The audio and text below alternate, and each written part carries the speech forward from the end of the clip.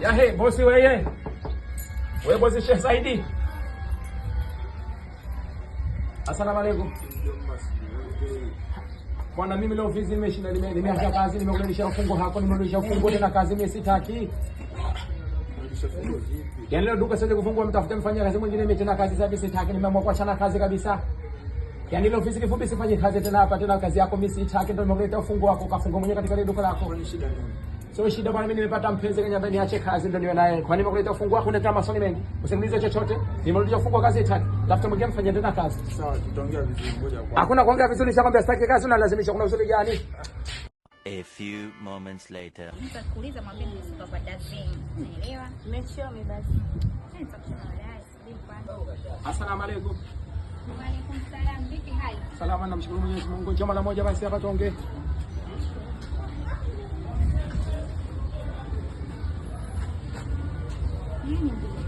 Bwana uliniambia kwamba niache kila kitu nipate bwana wewe. Mimi vitu vyote ulivyoniambia nishafanya vyote na kusikiliza wewe. Yaani na kale kulangu tu niwe na wewe. Kama ulivyoniambia fanya hiki na hiki vyote nimefanya, nimeacha kila kitu kwa nataka niwe na wewe tu.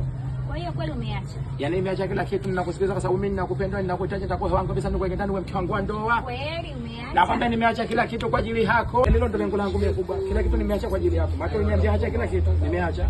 Si nipate kutulia nishatulia. Nataka nifanye maamuzi kwa na wewe binti. Basi tulia. Nakuja subiri mara moja. Sasa hapa bwana wewe. Tunasali hapa kubwa.